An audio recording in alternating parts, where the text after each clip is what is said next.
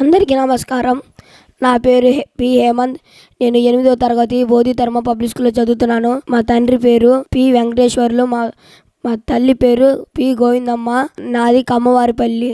మా స్కూలు ప్రకాశం జిల్లాలోని కనిగిరి మండలంలో బోధిధర్మ పబ్లిక్ స్కూల్. మా కరస్పాండెంట్ సార్ పేరు జి. రవీంద్ర. మా ప్రిన్సిపల్ టీచర్ పేరు జ్యోతి టీచర్. నేను 4th క్లాస్ నుండి ఇక్కడ బోధిధర్మ పబ్లిక్ స్కూల్లో చదువుతున్నాను. ఇప్పటికీ నేను ఇప్పుడు 8th క్లాస్ వరకు బోధిధర్మ పబ్లిక్ స్కూల్లోనే ఉంటాను.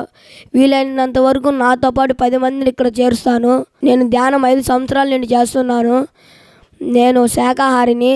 ధ్యానం అంటే మనం శ్వాస మీద ధ్యాస పెట్టాలి. మనం ఎప్పుడైతే మెడిటేషన్ చేస్తామో మనము అసలు మధ్యలో కళ్ళు తెరవకూడదు. మనకి పాస్ అయ్యే ఎనర్జీ కూడా సగం మధ్యలో పోయిద్ది.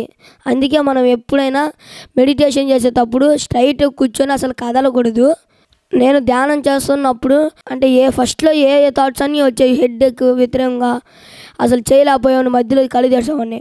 అప్పుడు నాకు మా టీచర్ చెప్పారు, ఫస్ట్ స్టార్టింగ్ ఎట్లా ఉంటుంది, మీరు చేస్తూ ఉంటే మీకు అలవాటు అవుతుంది. మీరు అటు హెడ్ఏక్ పుట్టిన దానికి అర్థం అది ఎనర్జీ పాస్ అవుతుంది. మీకేం అవ్వదు, మీరు అట్లానే కంటిన్యూ చేయను అని చెప్పారు. దాన్ని బేస్ చేసుకొని నేను అట్లానే మెడిటేషన్ స్టార్ట్ చేశాను. ఇంతకుముందు నేను 10 సార్లు చదివినా నాకు గుర్తుండేది కాదు. ఇప్పుడు నేను 2 సార్లు 3 సార్లు చదివినా నాకు గుర్తుండిపోతుంది. నేను ఎన్నోసార్లు పత్రిజీ సార్ని చూశాను. ఆయన ఇన్స్పిరేషన్గా తీసుకొని నేను మెడిటేషన్ చేయడం స్టార్ట్ చేశాను. ఆయన మాటలు ఆయన ప్రభుత్వం నాకు మెడిటేషన్ మా ఇంటి దగ్గర ఉన్న పిల్లలకి అందరికీ నేర్పియాలని నాకు కూడా ఇంట్రెస్ట్ పుట్టేది. నేను స్పోర్ట్స్లో అందరికన్నా ఫస్ట్ ఉంటాను. స్టడీస్లో కూడా ఫస్ట్లోనే ఉంటాను. స్పోర్ట్స్లో నేను బాగా ఆడతాను. ఇంతకుముందు నేను అసలు వీక్గా ఉండేవాడిని. కొంచెం దూరం నడిస్తే కాళ్ళు నొప్పులు పుట్టి నడవకుండా కూర్చుండేవాడిని. అలాంటిది ఇప్పుడు ఎన్ని కిలోమీటర్లు నడవమన్నా దాదాపు నడుస్తాను.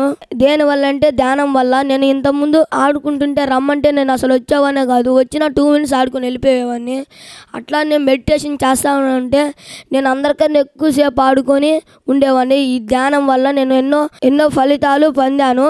మీరు కూడా ఎప్పుడు మెడిటేషన్ చేయండి. మరో 10 మందికి చెప్పండి. మన బోధిధర్మ పబ్లిక్ స్కూల్లో మెడిటేషన్ చేపిస్తారు, శాకాహారిగా ఉంచుతారు. మన బోధిధర్మ పబ్లిక్ స్కూల్లో హాస్టల్లో కూడా శాకాహారిగా ఫుడ్డే పెడతారు.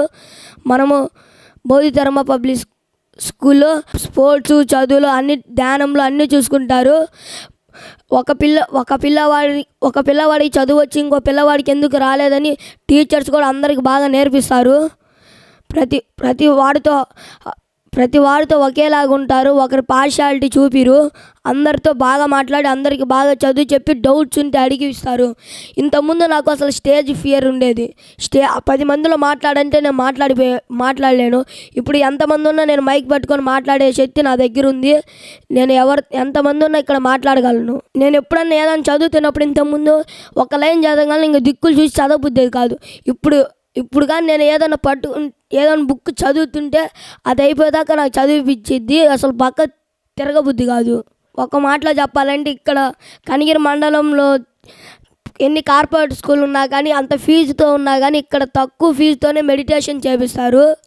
తక్కువ ఫీజుతో మెడిటేషన్ చేపించి అందరి పిల్లల్ని బాగా చూసుకొని చదువులో రాణించి తట్లు చేస్తారు. అందరూ మన బోధిధర్మ పబ్లిక్ స్కూల్కి రండి, మెడిటేషన్ నేర్చుకోండి, ధ్యానం చేయండి, శాకాహారంగా మారండి. ఒక జీవిని మనము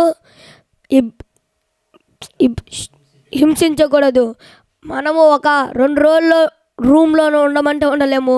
ఒక జీవిని మనము హింసిస్తే మన ఆకలి కోసం దాన్ని హింసించకూడదు.